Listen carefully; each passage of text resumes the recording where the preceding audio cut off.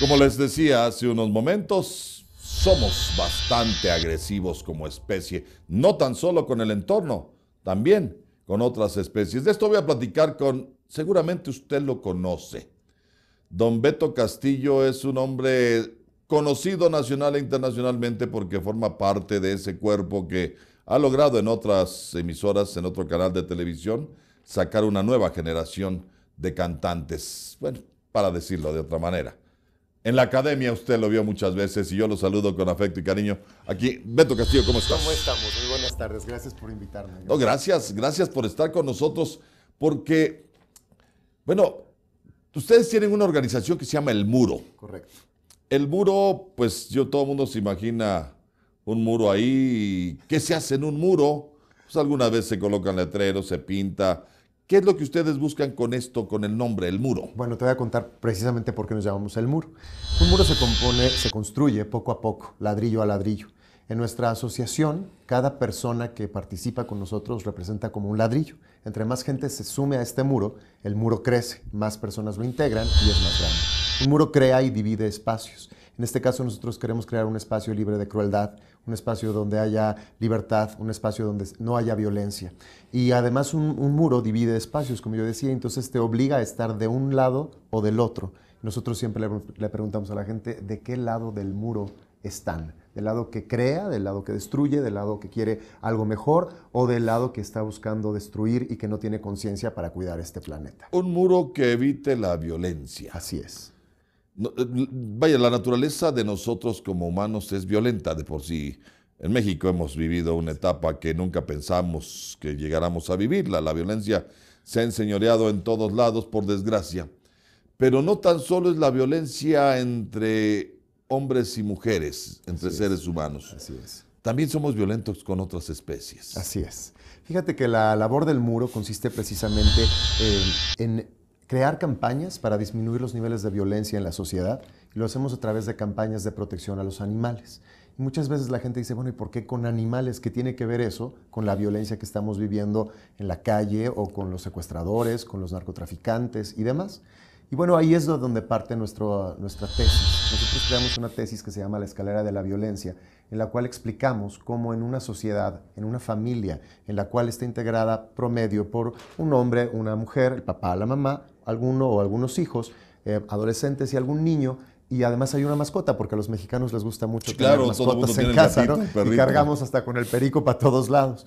Y entonces la tesis lo que dice es que todos acumulamos violencia en nuestra vida diaria por múltiples razones y que cuando llegamos, los mexicanos siempre nos hemos presumido ante el mundo como seres muy valientes, pero la verdad es que somos muy cobardes, porque pocas veces nos ponemos al tú por tú con alguien de nuestro vuelo o con alguien de nuestro propio tamaño o calibre, ¿no? Tú piensas en los chavos cuando se van de antro y estas cosas, que les encanta la bronca. No, y además, bueno, es que a esa edad el mundo se ve de manera distinta. Pero además, se lo quieren comer a puños. Pero nunca le echan bronca a alguien que no consideren que le pueden ganar. Ah, no, claro. Entonces ahí es donde empieza esta cuestión. Entonces papá llega a casa con una serie de carga de violencia y muchas veces de manera inconsciente, porque no se trata de que sea, que es ahí donde viene siempre buscamos al más débil para que exacto, te desquitas para abajo. Entonces papá agrede a mamá, empieza la violencia contra la mujer, la violencia intrafamiliar. La mujer en el mejor de los casos no se pone al tú por tú con el marido porque le va peor. Ella acumula esta violencia como una olla express, se desquita con el adolescente porque dejó la ropa tirada, porque no hizo la tarea, por cualquier cosa, digo, todos los chavos lo han vivido. Y empieza la cadena degradativa. Empieza la escalera de la violencia y finalmente el hermano mayor con el hermanito los apea, le empieza a hacer burla, etc. ¿Y con quién se desquita el niño si aprende que papá agrede a mamá, mamá agrede a mi hermano me agrede a mí?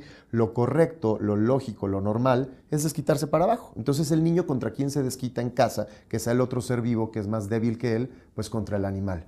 Pero lo grave de esto, Vladimir, no es que evidentemente no queremos que lastime al animal, pero lo grave no es solo que lastime al animal, sino que ese niño aprende que eso es la forma correcta de sacar las tensiones. Entonces cuando va a la escuela, empieza a buscar otros niños más débiles contra los que es desquitarse y empieza a practicar bullying. Todos los niños que hacen bullying en las escuelas son niños que reciben de alguna u otra manera violencia en su casa o en su entorno familiar. Empiezan a convertirse en cazadores y como todo cazador siempre busca una presa más que demande un reto más grande, ¿no?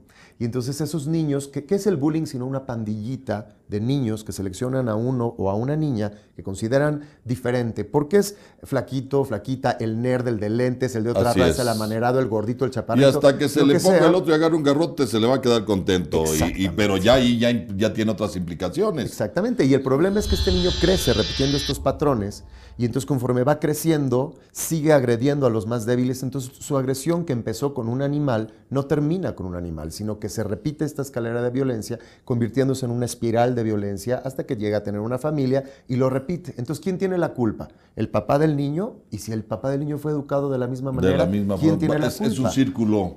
Es un círculo que no tiene fin y que no fin. tiene ni caso estudiarlo porque ya pasó. Entonces, ¿qué es lo que hace el muro? Que a través de campañas de educación vamos con niños en escuelas porque pensamos que el principal, cualquier cura para un mal social está en la educación. Esa es la solución para cualquier enfermedad de la sociedad.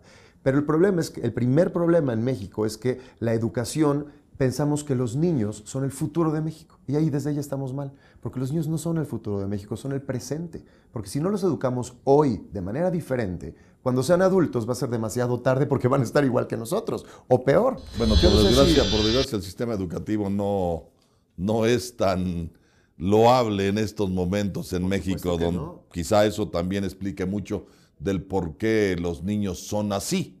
Pues sí, pero también la violencia empieza en casa, pero la paz y la educación también. Entonces, como es decían un los señores de compromiso. antes, no, la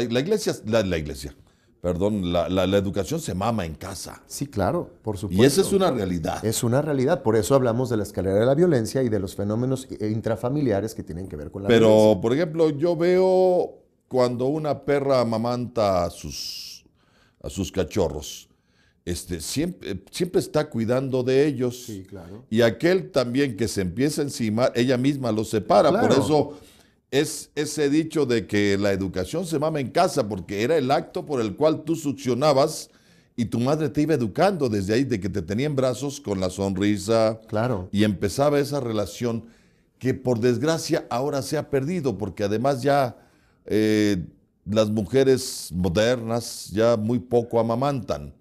Y se pierde ese vínculo con los hijos y empieza a haber una separación que puede explicar mucho de esta violencia Pero de que fíjate hablamos. que no estoy tan de acuerdo porque creo que ahí le ponemos a la mujer un papel como si fuera ella la única responsable. No, y creo que no. Pero eso te va generando un alejamiento de los vínculos que también pueden romper el hecho de el vínculo que tengas con el padre, porque si se rompe ese vínculo con la madre, que es el más cercano, porque finalmente estuviste cuánto tiempo dentro de ella, de pronto se rompe con el padre más fácilmente y empieza a haber esta separación y falta de armonía en un lugar donde debiera ser muy armónico. Así es. Empezamos nosotros a degradarnos como seres humanos para llegar a la violencia con otras especies. Así es. Que finalmente de lo que se trata es de que si tú como tu hijo es violento con un gato, con un perro, seguramente será un hombre violento con su propio género. Está Y comprobado, eso es lo que hay que evitar. Está comprobado con todos los estudios criminalísticos de Estados Unidos, porque desgraciadamente en nuestro país no existen esos estudios, que todos los criminales seriales en Estados Unidos, fíjate qué interesante y cómo debería de llamar la atención esto. El único antecedente que tienen en común todos los criminales seriales en la historia de Estados Unidos es el maltrato, la tortura y la matanza de animales. Muchos vienen de familias disfuncionales, otros vienen de problemas de drogadicción, de alcoholismo, sexuales, sociales, pero el único que está en todos los casos es el maltrato, la violencia con los animales. ¿Por qué? Yo te hablaba hace rato de un cazador. Un cazador, y veíamos, por ejemplo, casos de estas matanzas que se dieron en distintas universidades y escuelas de Estados Unidos, de estos jóvenes adolescentes que llegaban O de el repente. que mató tanta gente allá en Noruega, que era algo inusitado. Exacto. Un exceso de violencia, pero esto quisiera que me permitas hacer una breve pausa. Claro. Y me lo platicas en un momento aquí en Salvando al Planeta. De lo que se trata es de que usted entienda cómo esta cadena que se da en la naturaleza, porque finalmente no dejamos de ser una especie más, animales como cualquier otro, pues puede generar este rompimiento de la armonía que debiera haber entre las especies, y eso también destruye al planeta. Yo regreso, estoy con el profesor Beto Castillo aquí en Green TV, la televisión viva.